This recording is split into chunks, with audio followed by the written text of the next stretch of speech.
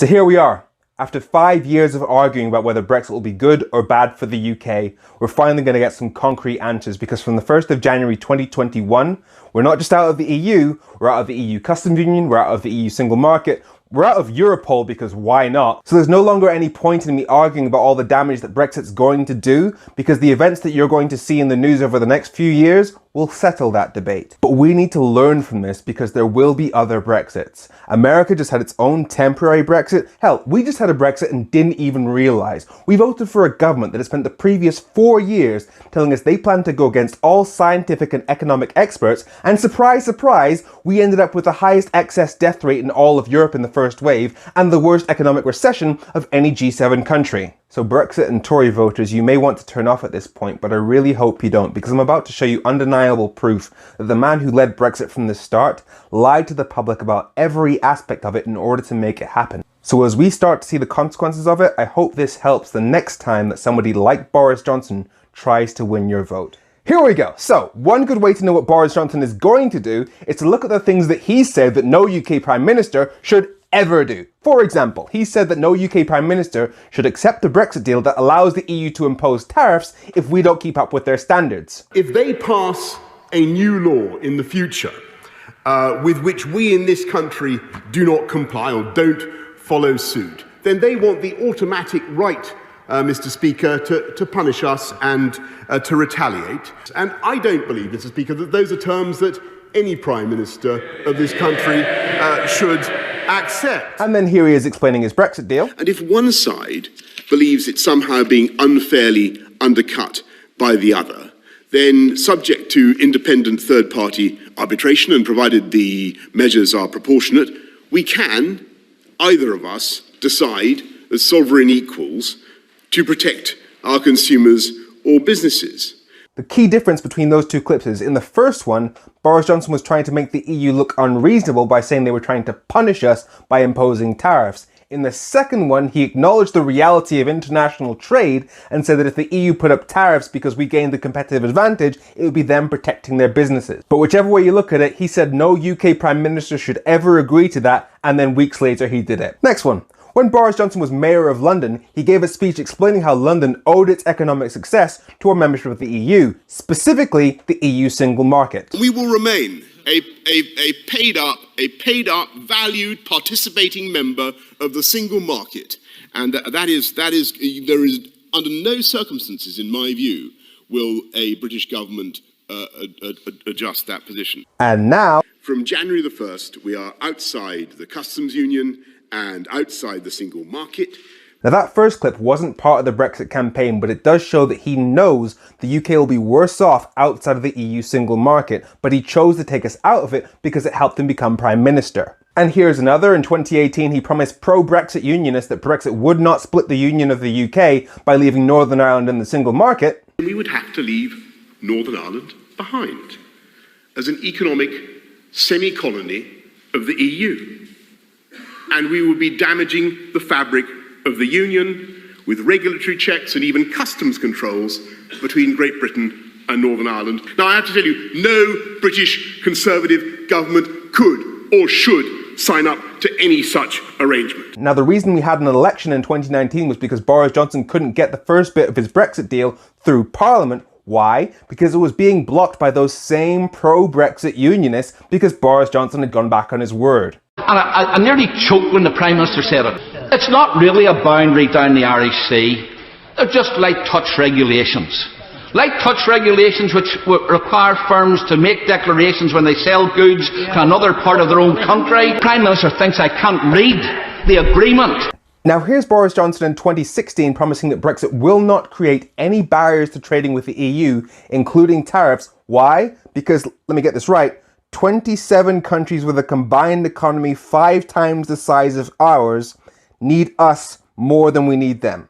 All those who say that there would be barriers to trade with Europe if we were to do a Brexit, do you seriously believe that they would put up tariffs against UK produce of any kind when they know how much they want to sell us their cake, their champagne, their cheese from France? It is totally and utterly absurd. And I'm not here to argue that Brexit will create trade barriers. I'll let Boris Johnson do that. Will the British service sector, especially the financial services sector, will they be able to do more trade or less trade? There's some good language about equivalence for financial services, perhaps not as much as we would have liked. But you also just said there would be no non-tariff barriers. Again, that's not right. From January the 1st, as a result of leaving the customs union, and Michael Gove has been warning about this week in, week out for months, there is a ton of new bureaucracy on British businesses, lots of new non-tariff barriers. Exporters will need their AORI forms and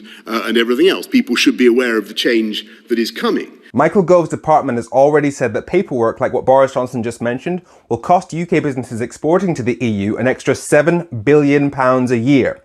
Feels like a trade barrier to me.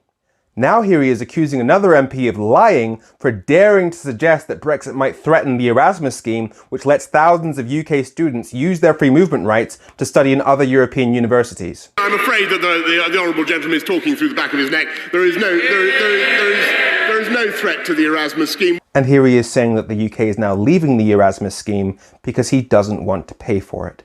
On Erasmus, it was a tough decision. Erasmus was also extremely expensive. So what we're doing is producing a UK scheme for students to go around the world. Fact.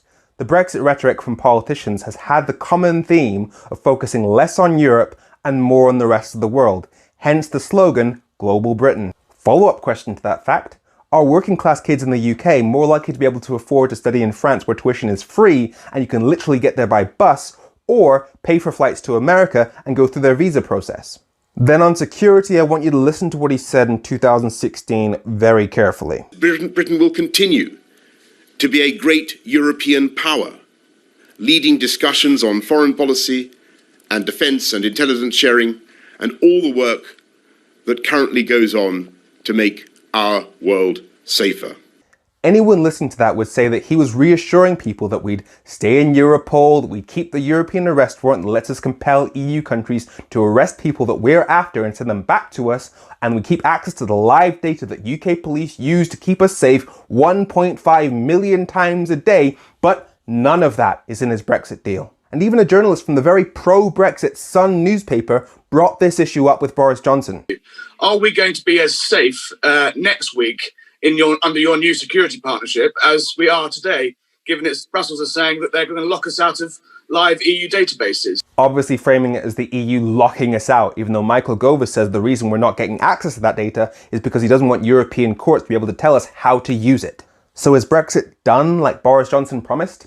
No. With the UK's share of fish in our waters rising substantially from roughly half today to closer to 2/3 in 5.5 years' time. And according to the Brexit deal, that then gets reviewed 4 years after that. And the EU has already said that if we want to keep EU boats out of UK waters even more than that in future, then they're going to put tariffs on UK fish. So for those of you paying attention, that means the fishing issue around Brexit will not be resolved for another 10 years. And Brexit was supposed to be about getting the control of our laws that we need to make our country more competitive, but the deal we just did is specifically designed to make sure that if we use that newfound control to gain a competitive advantage over the EU, then there'll be more negotiations and possible tariffs at the end of it to eliminate that competitive advantage. So instead of Brexit being done, we've just made EU debates over fish sovereignty and tariffs a permanent feature of UK politics.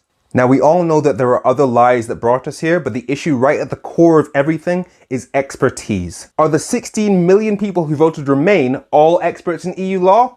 No. Same for the Leavers. It's not about one side being smarter than the other, it's about who you choose to listen to. For example, Boris Johnson promised that Brexit would help the NHS.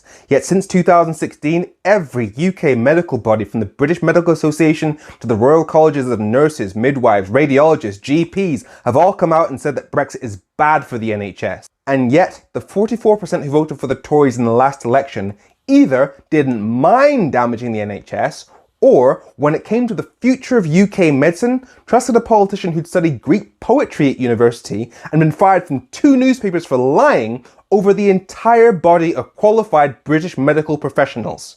This Brexit mess is going to last years. Jobs will go. People will suffer. Lessons need to be learned, or we're just going to end up doing one Brexit after the other.